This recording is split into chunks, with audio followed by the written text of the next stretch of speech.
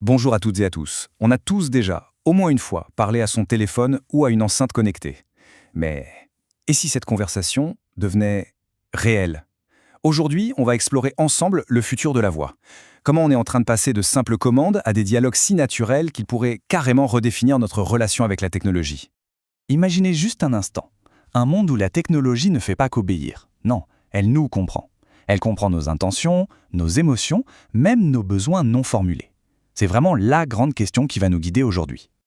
Alors, voilà le programme. On va d'abord regarder comment fonctionnent les technologies vocales qu'on utilise tous les jours. Ensuite, on verra pourquoi parfois ça coince encore un peu. Après ça, on plongera dans un futur qui s'annonce passionnant, un futur vraiment conversationnel. Et on terminera en explorant comment la voix va s'intégrer dans une expérience beaucoup plus riche. Bon, allez, on rentre dans le vif du sujet.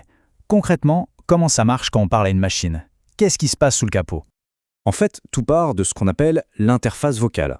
C'est tout simple, c'est le pont entre nous et la machine. Le but du jeu, c'est de rendre cette interaction la plus naturelle possible, un peu comme si on parlait à un humain. Et ce qui est assez fascinant, c'est que tout ça se passe en 3 étapes, à une vitesse folle. D'abord, la machine nous écoute et transforme nos paroles en texte. C'est la reconnaissance vocale. Ensuite, elle doit comprendre le sens de cette phrase. C'est le traitement du langage. Et enfin, une IA analyse ce qu'on veut vraiment faire, notre intention pour fabriquer la bonne réponse. C'est cette petite danse en 3 temps qui rend l'interaction possible. Et cette technologie, en fait, elle est déjà absolument partout autour de nous. Bien sûr, il y a les assistants personnels comme Siri ou Alexa qu'on connaît bien, mais on la retrouve aussi dans nos téléphones, nos montres, nos téléconnectés, et même dans les voitures récentes pour, par exemple, lancer un GPS sans lâcher le volant. Mais soyons honnêtes, malgré ces progrès qui sont quand même impressionnants, ce n'est pas toujours parfait. Loin de là. La technologie actuelle a encore ses petits fantômes, ses bugs, ses frustrations. Il faut quand même reconnaître le chemin parcouru. Les IA vocales d'aujourd'hui comprennent de mieux en mieux les accents, les petites nuances de langage, et c'est une avancée géniale, notamment pour l'accessibilité. Mais elles ont encore du mal dès qu'il y a un peu de bruit autour, elles peuvent se perdre si la demande est un peu trop tordue, et bien sûr, elles ne parlent pas encore toutes les langues du monde. Et puis, il y a la question qui fâche un peu tout le monde, la vie privée. Pour qu'un assistant vocal fonctionne, il doit par définition nous écouter. Le défi est donc énorme.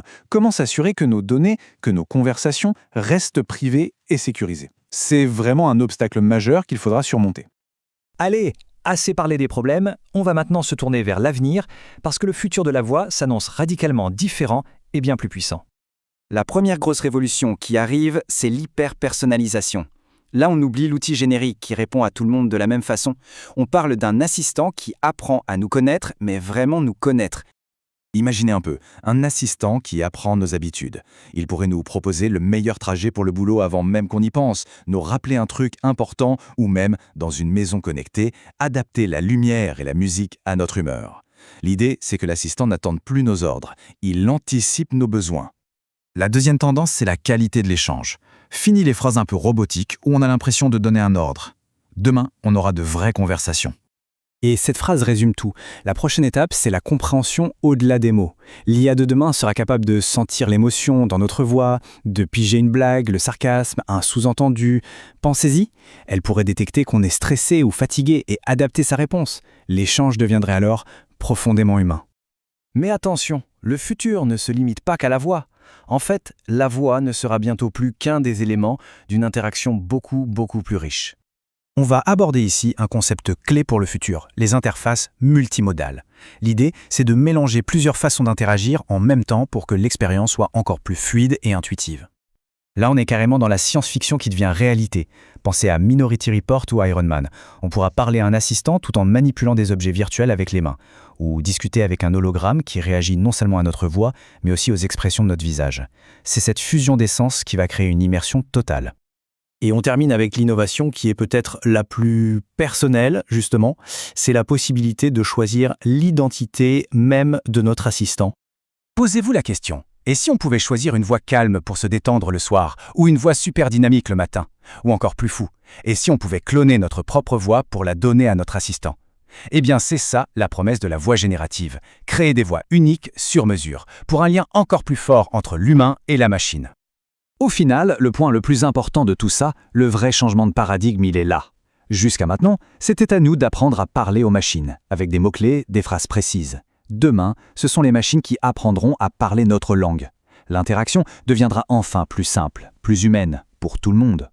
Ce futur où la technologie s'efface pour s'adapter parfaitement à nous, il est vraiment à portée de main. Mais ça soulève une dernière question, une grande question. Alors que la machine se prépare à nous comprendre comme jamais auparavant, est-ce que nous, on est prêts pour cette nouvelle relation ?